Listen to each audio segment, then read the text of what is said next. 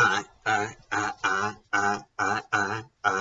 want the knife, please. Bet you don't know what movie that comes from. Bet you don't know what movie that comes from. It's a classic comedy movie with a A-list comedian starring in that movie. Why am I talking about The Golden Child? Why am I talking about that scene? Because it kind of deals with spirituality, right?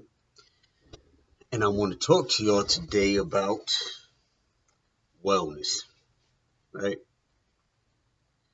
There's a trend going on in our society with wellness, and that trend is oftentimes people looking for a magical bullet to remedy the situation that they're in, the situation that they've spent years building up, the damage that they've accumulated over years. They want to remedy it just like that.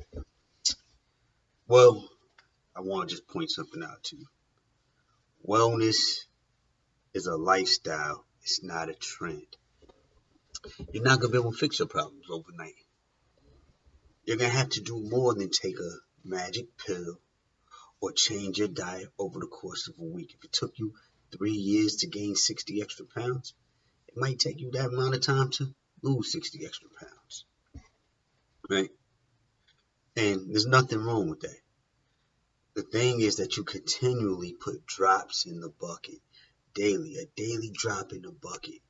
And you keep putting drops in the bucket, eventually your cup will run over, right? Look, as far as I'm concerned, there are 5 pillars in life. 5. It's your physical fitness, your financial well-being, your intellectual well-being, your emotional and psychological well-being, and your spiritual well-being. I believe that you should work on all 5 of those continually. And while you're working on them, you should try to find joy in your life. And if you do those things, you're more inclined, you're more likely, you're more probable to have a more fulfilling and a more successful life. If you drop the ball in some of those things, it's like accumulating injuries, right? If you injure your ankle and you don't treat it right, next thing that goes is your knees. Your body starts to compensate, right? So your knees start to mess up. You're still not treating it. That goes into your hip, then that goes into your lower back, so forth and so on, right? But this all started with a messed up ankle. So it coincides, your skeletal system kind of coincides with those 5 pillars. If you drop the ball in one of them, other aspects of your life are going to be impacted. It's going to be proven detrimental. I just want y'all to think about that for a second, and hopefully it'll prove beneficial and help one of you improve your quality of life. That said, you know what time it is? It's time to tell a book or to show a book. And today's book is da da da da Jesus and Buddha, the Parallel Sayings.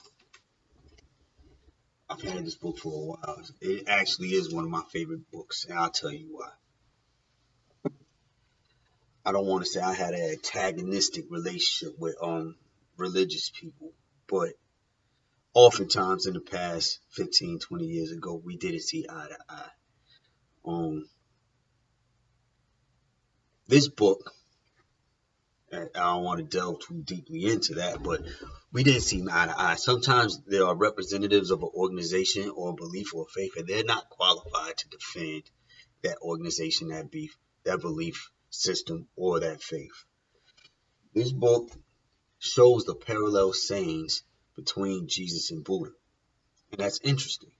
It's almost the exact same words, right? If you're a rapper and somebody copies your style, they express the exact same sentiment. We can see this in music, right?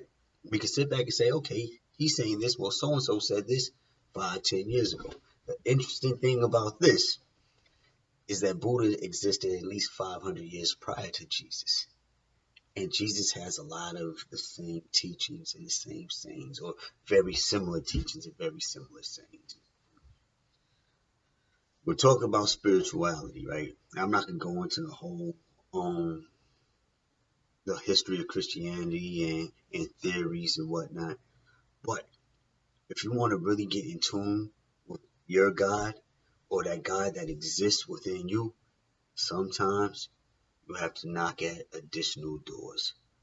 You have to travel in a different car and take an alternate route and get exposed to more information.